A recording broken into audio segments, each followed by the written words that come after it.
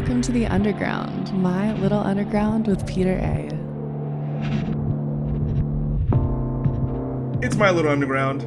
I'm Peter A. This week on the show, we have local New York City group Desert Sharks talking about their brand new EP, The Tower. We also talked about evolving their sound, the Yeah Yeah Yes tribute compilation they're a part of, touring the Midwest, how they discover new music, and a snapshot into upcoming music Desert Sharks are working on, and so much more. Please help me welcome Desert Sharks to My Little Underground. My little underground. Okay, Desert Sharks, welcome to My Little Underground. It's so good to see you. How are you all doing this fine Friday evening? We're doing wonderful. Excellent. Pretty good. Thanks for having us. Yeah, like I was in LA for the Tower EP release show at the Sultan Room. So how did that go? Fill me in. Did I miss anything? What happened? You missed a really good time. It was pretty incredible, honestly. Have you ever been to that venue? No, I still haven't. Oh, it's beautiful. It was, full of friends and everybody's had a great time. Got a little rowdy in there. Lots of energy in the room. Oh yeah. Sounds Jumping off great the too. stage and running around. It was great. I don't think we could have asked for a better album release show, honestly. Define rowdy. Crowd surfing, mosh pits. There was some pits. We had the pit open up. No crowd surfing. No crowd surfing. That's what. And I had actually made a thought in my head. I was like, I'm gonna try to get people to crowd surf, but when you're in the thick of it, in the moment, you're kind of just like going with it. So we just had some pits instead. Next time, everyone's crowd surfing. Rebecca's There's a lot of trust that goes into that Yeah. because you have to just put yourself into the, you have to trust the audience with your body. And that doesn't really go well for women sometimes. So it would be great to see that happen at a Desert Sharks show. We would make sure that it was a trustworthy situation. Yeah, right. Absolutely. You can probably just read the room and see what can happen there. Right. Rally a beat down afterwards. I was gonna say, we'll problems. If anybody has any problems, we'll take care of it. So with the Tower vinyl edition, right? A tarot card came with the first 100. So do you think like having those kind of incentives can help with any kind of physical media sales at all? I mean, we hope so. We have the record album cover has a tarot card that we had specifically designed for us. So we also thought it would be just like a cool keepsake. Personally, when I buy a record, if I get something cool with it that's limited, I don't know, like makes me a little bit more excited. So, and I think also we wanted some tarot cards because it was such a big theme of the album. We wanted to make them regardless. And then we're like, oh, well, we should give them to people so they can have it too. Yeah, I think it's cool because, again, I'm a record vinyl lover myself. And last year for Record Store Day, I bought the latest Czarface album and it came with some unique trading cards. So I think it's nice to have those kind of things. And especially for Record Store Day, you're waiting a long time to get inside the record store. So it's cool to have like something, even though the music is important, but it's cool to have a little, gimmick with it. Yeah, it's great. So are you ladies excited for Record Store Day tomorrow? Anything you want to buy, or do you think that putting out, did you think about Record Store Day when releasing this record with this EP at all? I don't know. Did we? Yeah, not specifically with our record, but we are involved with a record that will be available in stores tomorrow. I don't know if you saw that. We're part of a compilation for the 20th anniversary of Yeah Yeah Yes Fever to Tell. So that will be available at some local New York stores for Record Day. Oh my God, that is so cool. And you girls are doing Black Tongue. And that's probably my favorite song off of Fever to Tell. Awesome. Yes. Yeah. It's so great. Fun. Is that your favorite song off that? I was very happy with that. Yes. one. We like a lot of the songs. I mean, that album's amazing. But yeah, that one, I was really happy we got that song. Because what we did, John Daly is the one that assigned the songs. We had to give a list of our top 3 And then they're like, okay, you're going to do this one. So Black Tongue was in our top 3 and we got it. So we're happy. What were the other two? What were the other 2? I think we did Y Control and Pin. Pins? Maybe. Was it Yes, that sounds correct. I know definitely Y Control was one of Yes. them. I think those are perfect for you, for the Sharks to do. Yeah, we wanted something with a little, faster and that we could put our own spin on. And Yeah. We had like a really good time just kind of like making it our own because, there's no bass on that song on the original. And so adding bass and adding like gang vocals on the chorus and just making it more us was really, really fun. So I'm very excited that we have 2 new things for Record Store Day. I don't know if is our record anywhere? Is our record in stores right now? I believe the answer might be no, but Yeah. we should work on that. Maybe. We're gonna work on getting the tower in stores. But you can get it online from our Bandcamp if you don't want to, you can still support small independent bands while you support small independent businesses. Yeah. I do know that the AAS comp is going to be in a couple of stores, but I don't remember where yet. I don't know if we got the list of stores yet. Certain There's local stores. A couple of stores in New York because it's a limited run. It's like a super limited run, like 300 vinyl, and then it's streaming on Bandcamp. You can pay for it and download it, or you can stream it for free on Bandcamp. Yeah. But I know that that should be available in a couple of stores tomorrow, although I can't tell you which. Yeah, we don't know anything. Basically, we don't know anything, but if you go to your local record store and you say, where's Desert Sharks? Where's this? Yes. What's it called? Cool Kids Belong Together. Where are these things? Then maybe we can get them in stores for people. If I decide to, deal with the Record Store Day chaos tomorrow, I'll keep a close eye on any Desert Sharks because I noticed that there's certain record stores in New York you poke around in for a while, you'll find some local New York acts. You'll find some, but you have to do a little bit of digging though. You gotta dig a little bit. Makes it more special. Yeah, I saw some record stores preparing for the chaos tomorrow, posting like rules and regulations and like when to arrive and how many things you can how many maximum records can you buy? Yeah. It's amazing. They're onto it. They're prepared. Yeah. It's awesome, like luckily I have a lot more obscure tastes than some of these Record Store Day regulars. So the thing that I want would probably be there, anyway, so who knows? So is there anything that you're looking forward to in regards to Record Store Day, or is there any records that you bought recently that you're like, oh my God, this is amazing? That's a good question. That is a very good question. I'm trying to think. I'm not super up on Record Store Day offerings. Same. But what have I been listening to? Yeah, what have you bought lately? What have I bought recently?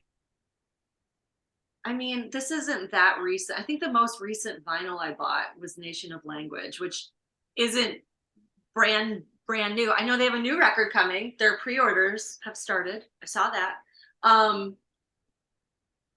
Yeah, I feel like I'm kind of out of the loop as far as Record Store Day. I honestly have to work tomorrow, so I won't be playing in the stores. But what about you, Reb? Have you bought anything recently? It's a very good question. I would love to say yes, but I cannot remember specifically what I have bought recently. We have amnesia. We can't remember anything because too many things are happening. Let's see. So, some of our friends who helped put together the Cool Kids Belong Together comp, the Black and Kissed by an Animal put out a split not too long ago. Yes. Called Songs About New York, and it's like one side's Black, one side's Kissed by an Animal, and they're both songs about New York, and they're awesome. It's really cool, and the member of both of those bands, Dima, he's an illustrator and did the art for it, and he also did the art for the Yes compilation as well. And he's awesome, and he just does like the coolest illustration stuff. So they're just like such a nice little package. Yeah. Do you ladies take any stock in tarot card readings or any kind of psychic readings or even astrology signs and all that stuff? Yes. She's our resident expert. Yep, Stephanie is. I won't say that I'm a tarot expert. I have Yes. like a million decks, but if I'm gonna do any readings, I've got the booklet being like, okay, this is what this means. I definitely dabble in astrology. I'm like, what's your sign? What's your partner's sign? Tell me everything. Let's figure it out. I also like what I'm doing tomorrow is I'm an aura photographer. So I take aura photos and I do interpretations of that. So they kind of all I'm like involved in this kind of occulty world. And what I will say as far as like if you take stock into it, I basically think that all of those modalities are tools of self-reflection. So you can really, it opens up, it asks to ask questions of like, if you draw a card, if you draw the tower, for example, it's about major upheaval and change and chaos and things kind of getting swept away. But so it's kind of like a heavy card, but it also represents like a clearing of space for new and, starting on a fresh path. So to bring it back to us, like this new record is definitely that for us. Like we wrote these songs before, during, after lockdown and member changes and life changes and all these things. So it was a little chaotic, but I feel like the music is like such a great representation of a brand new start for us. Do you think, let me ask you a broader question in Sure. regards to that, right? Mhm. Do you look at being a working class musician, underground musician, in this day and age, with everything going on with musicianship, do you think that is in a tower year? Say, what do you mean? Like, So like just being, because there's a lot happening with like being, like an underground musician as far as like streaming and as far as, artists not making any money touring at all. Like I saw Wednesday last year, they post all their, their South by Southwest earnings, and they were losing money and stuff like that. And Lil Sims canceled the US tour because it wasn't financially viable and stuff like that. So do you think that, being a musician in 2023, even if you listen to like the radio or whatever, like last year, Kate Bush's Running Up the Hill song, 42-year-old song at the time, is getting regular rotation on like a pop station. Like, do you like, and I talked to my musician brothers and they're like, I'm like, wow, like that sucks for you. You know what I mean? Like, so do you look at like musicians and you young musicians are in this kind of not purgatory state, but like a state of like transition, in some cases despair, you know what I mean? I mean, it's definitely, sadly, it's nothing new. Like, Yeah. this is kind of how the music industry has been going for years and years and years. Like, we can even go like, remember when TLC got signed and the labels, even though they signed to majors, they were like, you got to pay us back for everything. So even though they had like $1 million deals, they didn't have any money because they owed. So I think it's just, it's a, I don't know if it's in all artistic fields, but we can really see how like capitalism doesn't really serve the music scene very much, the way things are set up.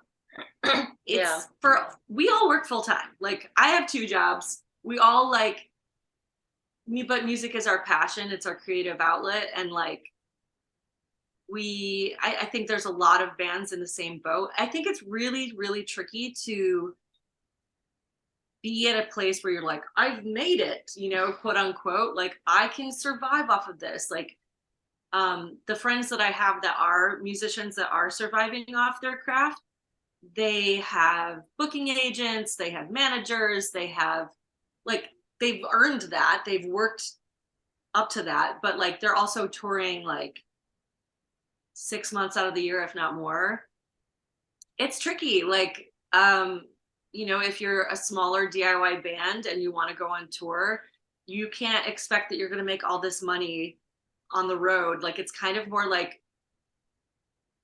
let's go on you want to go to vacation and play some music for strangers and hope that we like can get some new fans along the way. I don't think any of us are like we have some tours coming up that we're like very excited about, but we're not like, we're gonna make enough to survive. Right. It's not to make money at this point. It's to kind of just play to new audiences and hope people like us, and maybe somebody will discover us that way. But like, it's not, unfortunately, going to be profitable, probably in any way. Right. And I'm thinking too, it's like, I feel like, yeah, like thinking about it, if it's a tower year, I feel like in so many ways, like, yes, absolutely. But for bands like us, it's sort of, there's kind of a like, it's kind of the same in that we're kind of, I don't know, we're not making any money. We're just kind of like grinding and doing our thing. And like that seems to kind of have remained stable. like folks at our level are still grinding and broke. But yeah, no, but there's like so much other wildness at play and like things holding people back. And there's a lot of opportunities for financial gains to be made like via streaming that are not available to us, which is a major problem. I think where there's a lot like some of this Ticketmaster stuff too, and like Robert Smith basically like yelling at Ticketmaster and like every level of music, like even like the Taylor Swift fiasco of like nobody could get tickets. I just feel like hundreds and hundreds of dollars for nosebleeds, you know. It's really unsustainable. There's gonna have to be like policy intervention somewhere with that, with like that stuff. I don't know. It's a weird, it's a time. It's a time. It's a time. Here's a cat. Here's a cat wants to give her input. She has thoughts too. She has thoughts. Like you know the drums, how they have that like, I want to buy you something, but I don't have any money. Like they were doing great. Like I don't know what they're up to these days, but I think like most musicians we know still have jobs. Like I don't know. For us, the money we make goes back to the band. Like when we record, that costs money. When we press vinyl, that costs money. When we make merch, that costs money. And then we sell those things and get more money to make more music. It's kind of like it feeds itself. Like luckily we're able to like do what we want to do, but we're not paying ourselves at all. Yeah. I think a band, that's why I like talking to artists like you, like the Desert Sharks, because you put value in just the craft of making music, making records, playing shows to your community. I think that's powerful. That is so powerful and has so much value. And you guys have made music physically that people can buy and hold in your hand. And it's not your 9 to 5, but you just love it. And it's you have something to show for all of this rehearsals and all these shows and all this stuff. You just love it. That's it. That's all that matters at the end of the day. You know what I mean?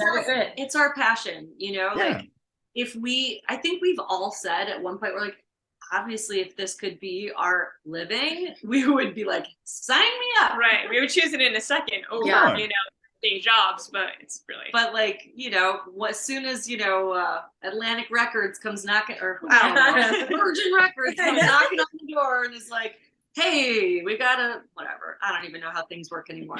We're just kind of like at a place where we want to keep making music. We want to travel and play in front of different audiences, and then like see what happens. Like if it gets more and more sustainable, that we can do more and more. Like it's tough out there. It's tough out there, but we love doing it. So we're gonna keep going. That's it. All I care about, if you ask me, is if the music's good, you know, that's it. That's all I care about.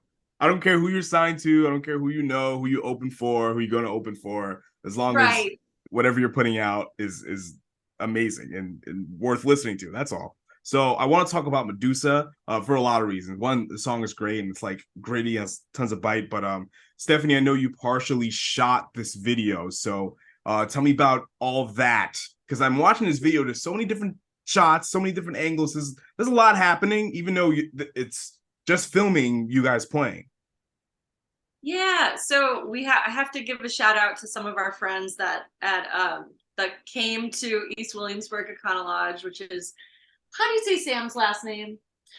Galernter, because we said it. Sam, our buddy Sam Galernter. We learned we were saying his name wrong. Katie Ortiz, yes. And Zach Zach Resignano. See, you Some got of the our last some of names. our buddies from from East Williamsburg, Econo Lodge DIY spot, who were like hanging out that night. Yeah, so Helped us shoot some of that footage. basically we shot like footage in my apartment with like a projector of us Whoa. like dancing in front of like I made a video of snakes and flowers and lightning and all this stuff, and we danced in front of it, and then we talked to our buds at East Williamsburg Econo Lodge, and we went after like a karaoke night actually. So there was like this crowd of karaoke folks, and we had friends there. We were like, I was just like, here's my phone. Please just like go around and stick the phone in my face. I don't care. Like just we just need shots. I've done like some, minor editing before, and it's like if I've got a little movement, I'll just need clips and I'll put it all together. So we had like three friends. Yeah. We had a stationary one. We had a couple people help us out, and we basically played the song 3 times through, did a couple different angles, and then I just like chopped it all together for the video. Very DIY. Yes. That's awesome, and it looked good. I couldn't even tell. Like I'm thinking, like you just watching it, without knowing anything about how the video was made at all. It just looks like okay, you thought about everything you did. Like I'm thinking you had tripods and etc. But no, take this phone, just just film us. That's great. That's awesome. Please, friend, please help us. Well, that's what it's like when you're in when you're part of like a music scene. It's just friends helping friends, right? Oh, can you play the show with us? Yeah. Yep. And when we were playing that, it was after she was saying it was after this karaoke night. It was like a live band karaoke, and they were doing like so people would get up and sing, and it was like all emo band like covers. Yes. And the crowd was like we played kind of late, like in between sets or something, and the crowd was like super juiced. Everyone was like so excited, having like the time of their lives. It was great. It was a really fun time. Yeah, we had a good night. I will say, like I know we're gonna talk more about Medusa, but just like every aspect of like this record, like making the videos and everything, everybody's been awesome. Like we've really lucked out that everybody's been pumped and excited. So it's this may sound obvious, right? But it seems like after listening to it, this is a finished product that you're very proud of, right? Yes. You would hope. Yes. But yeah, that's what it feels like to me. Like, okay, we had this idea and it's been executed and we're all cool with it. Absolutely. I mean, I think I can speak for all of us. We feel this is the best music we've written. I agree. And thank you. Yep. And also production wise, like we recorded with Jeff Berner, who's like, he's like the guy. We love Jeff.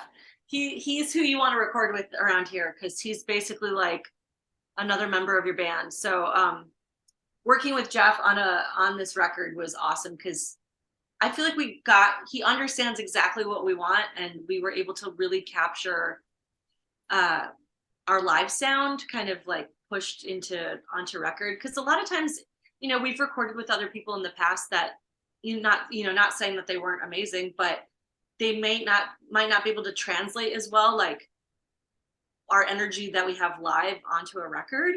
And I feel like with Jeff, it definitely translates for sure. We're like, we want this to be like cranked up as loud as possible, He's like, oh yeah, I got that.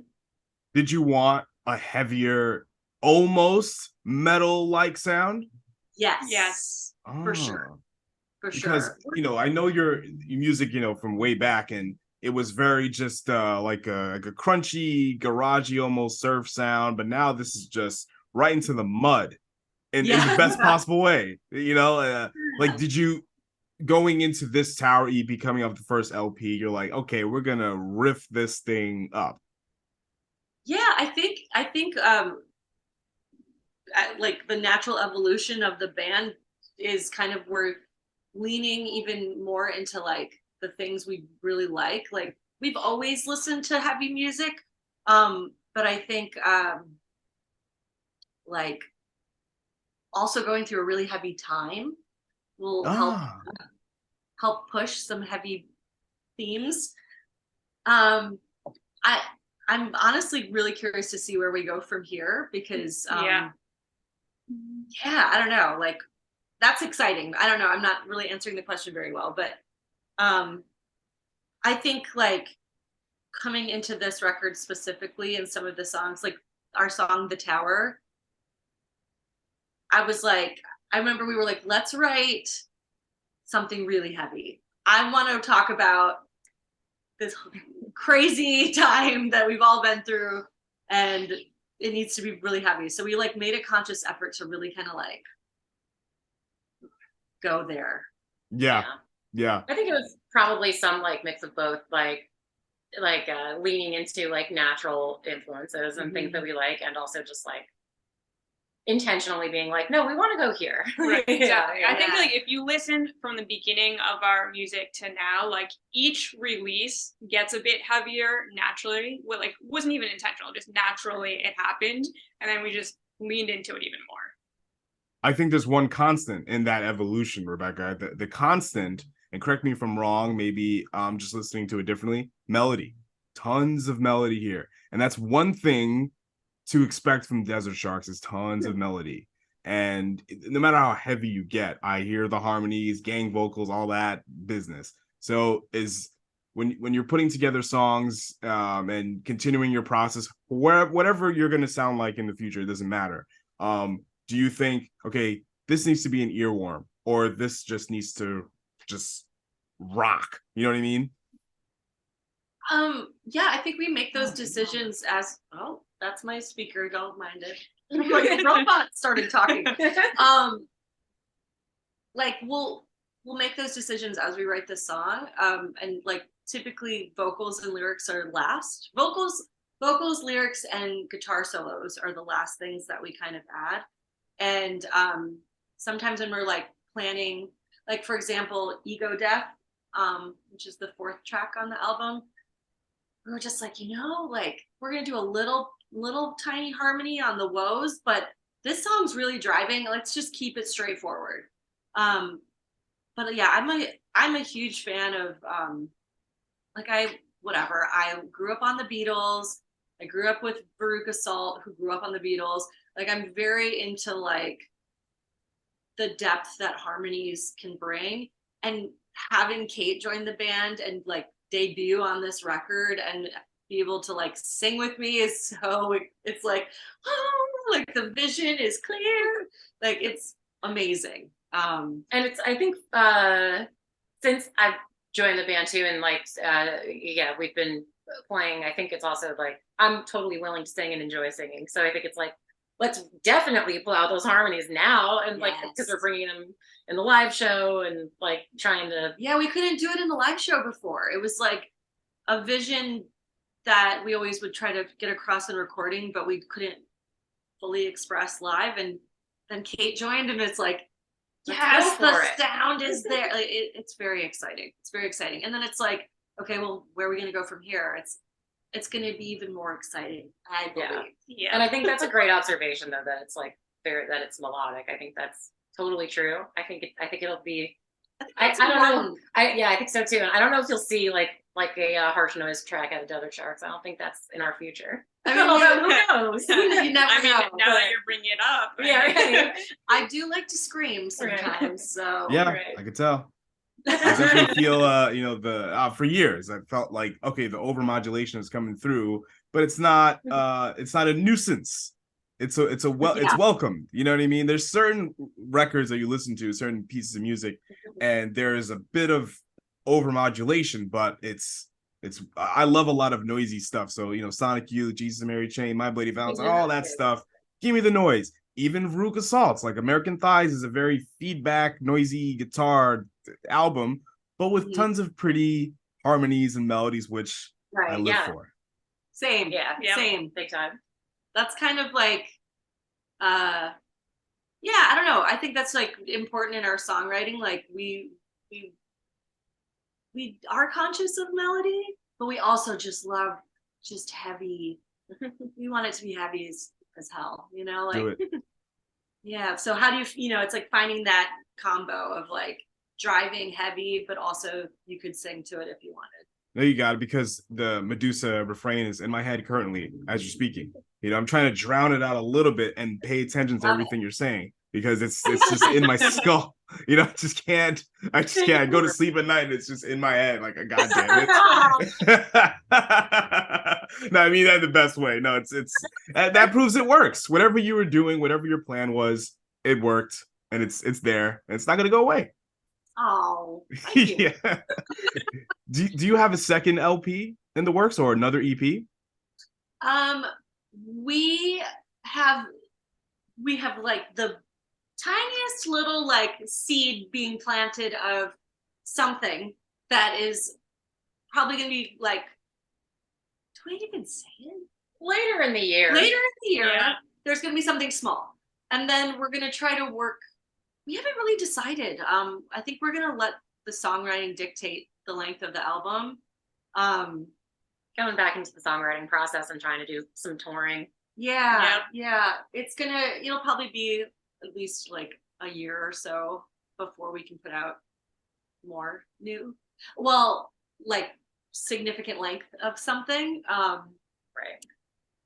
Yeah, it just kind of depends on what we start to write. If we write and we're like, oh my God, like we're on a roll. Like if we get a full length's worth of stuff that feels cohesive, hell yeah. And if it ends up being an EP, hell yeah. Like we're kind of just want to keep writing and making and putting it out there. I don't think we have like it's gotta be this, it's gotta be that, you know, it's just like what feels good and what are we proud of? Because we don't want to put anything out that we're like, oh, I don't know. We don't have like, you know, major label deadlines or anything like this. That's Right, one like, thing that's nice. there's nobody in our ear telling us you have to do this, has to be done by this deadline. Yeah, there's nobody being like, it must be radio friendly or Yeah. like we have a lot of freedom when it comes to what we're gonna write, which is exciting. I think that's part of what makes it exciting. But yeah, so to be determined on what like the next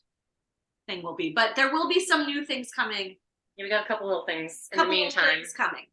throughout So the year. like, think about that. Like you work your regular day job and somebody's telling you what to do, or multiple people are telling you what to do.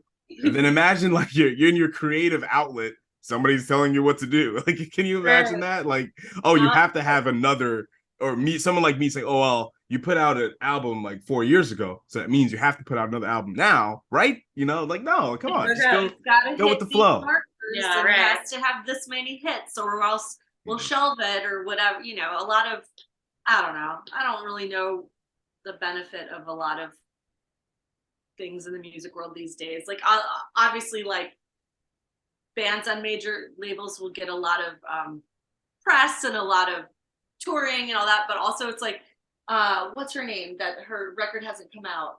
Sky Herrera. Yeah, Sky Yeah. Ferreira. Her Shit, record's that's been right. like squashed for years. Like Capitol she's being, Records has been being, like held screwing her- hostage. Yeah.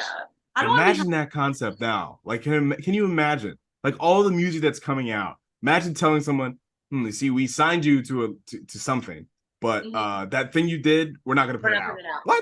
What? Come on. Like, And then meanwhile you're stuck in the contract. Yeah. Oh, Yeah. nightmare. I'm so mad. Nightmare. oh no, Sucks.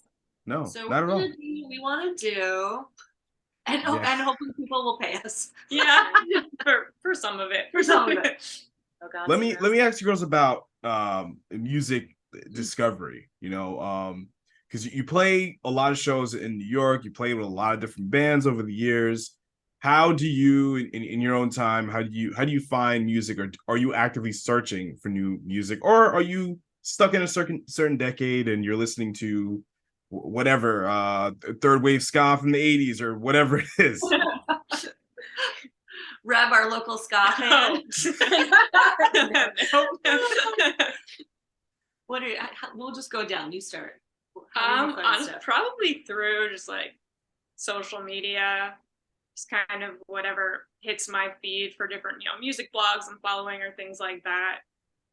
And yeah, just kind of randomly online things pop up and it'll catch my interest and I'll, dig in deeper, or like, on Spotify, discover and, all of that stuff. Yeah, I would say like I definitely love to like dive back into different. I'll go back to the 80s. I'll go back to the 90s. I'll go hang out in those lands. But we were talking about Veruca Salt. Yeah. So yeah. we're going back a little bit, you know. laugh. I whatever. Yes, I have Spotify. I will say that the Discover. Oh, interview over. You have Spotify. That's it. That's Yeah, it. interview over. Poser. But I do listen to the Discover Weekly at my job every week while I'm like, I work with my hands a lot at work. So I'll listen to that. And sometimes I'm like, oh, I hate everything. And sometimes I'll find like a song I really like. And then that'll lead me down a trail of, oh, who's this band? Or, I have some friends that'll send me what they're listening to. And I also like to make like a radio station and be like, well, I like this song. What else can come up from it? Right. It's actually kind of interesting to make like a Desert Sharks radio and be like, who are we associated with? Right. But yeah, I don't know. I mean, it's different from like, well, what I will say real quick about like this compilation record that we're involved with, one of the things that John mentioned that I really like feel like we all identified with was like when we were younger and like there was like a movie soundtrack or some kind of compilation record, you'd get like one song from all these bands. And if you liked that one song from this band, now you're going to go check out their record and then check out this band's record and all that. So that's really exciting about this compilation. But yeah, I don't know, like Kate, how do you find stuff? I would say all of that, and then also just like going to a bunch of shows locally because there's so much going on around here, and it's also it's good to just like get out. Your buddies are there, and just to like show face for the band and like meet people, network. Except it's fun because you're at the gig, and it's not networking because they're your friends. Also, I feel like we'll also sometimes we have like a band group chat. We're like, oh, I just heard this band and it's really good. Check it out. We'll kind of like keep each other updated. Or one of the things that we did for the Tower EP, I don't know if we did it for the EP or just for specific songs, but we like made a joint playlist for all of us being like, what's influencing us right now? Or like, what vibe do we want to have? Because art inspires art. So if you hear a song that you're like, oh my God, the bass line on this is everything in the world. Like, how do we like have a nod to that? Like, we're not trying to like steal anybody's ideas, but we're getting inspired by other people. So we'll kind of like make playlists and stuff like that. Yeah. Playlists also, just like in general, sharing with friends or like random ones from the algorithm, like in general, are super helpful. Good old algorithms. We're going to do some band playlists. Yes, we have some playlists coming. Oh, man. Coming soon. We're going to do some individual sharing of what we're listening to. So next Friday, I don't know the day, Sunny, we're going to hear what Sunny's listening to. And we're going to go from there. But yeah, we're going to kind of share what we're listening to. Also, just because like we want people to share what they're listening to. Yeah, it's kind of like community building in itself. I do it all the time. Yeah, it's fun. Whatever records I'm listening to, I share. Like, here's what I'm listening to now, and you know what I mean. That's beautiful. Like, I love those kind of conversations. Just sharing. It's sharing. That's all it is. Yeah, it's sharing, and sharing is caring, and it's it's true. It's very exciting when you hear something that you're like, oh, I've never heard this before, and I love it. Like that is so thrilling. So to kind of do that with our band, and because I don't know what Sunny's going to put on our playlist. I don't even know what I'm putting on my own playlist yet. But it's exciting to be like, oh, what are we each listening to? It kind of like helps. It'll show like what our influences are too. Yeah, I'm really excited to hear that. I'm curious, like to pick your musical brains and what you're listening. I have an idea now, but it's cool to see that for other people to see that who follow you and who want to get to know the Desert Sharks more musically, just like me. But so, Desert Sharks, I want to thank you so much for talking with me here at My Little Underground today. But this is your time. You can share, plug away, anything you got going on, or your weekend plans. It's up to you. Please check out The Tower. That's our brand new EP, came out March 31st. We're really proud of it. It's on all streaming platforms, and we also have vinyl, which is for sale on our Bandcamp. Our compilation, the Yeah Yeah Yeahs tribute album called Cool Kids Belong Together, literally came out today. And the vinyl will be available starting tomorrow, and that is also on Bandcamp, but that's under EWEL. Ewell, is that how you say it? Yeah. That's for the East Williamsburg Econo Lodge. It's their Bandcamp is. Oops, sorry, Rebecca. Ewell Records. Ewell Yes. Records. And then yeah, we've got like some fun shows coming up in June. We're gonna be hitting up a couple Midwest spots, so yeah, stay tuned. Taking the show on the road a little bit this spring. Yeah, Show a little bit of touring. And then yeah, get ready because we're gonna be writing some new stuff too. So follow us on Instagram. I'm not on Twitter really. Yeah, Instagram's the main one. Yeah. I'll have all the Desert Sharks social plugs in the description of this episode. So yeah, everyone Oh, thank you. check that out. All right, Sharks. Thank you so much for taking enough of your time. And it's always good to talking to all of you. And I hope to see y'all in the flesh sooner or later. Yes. Yes. Thank you. Thank you. Nice to meet you. My little underground.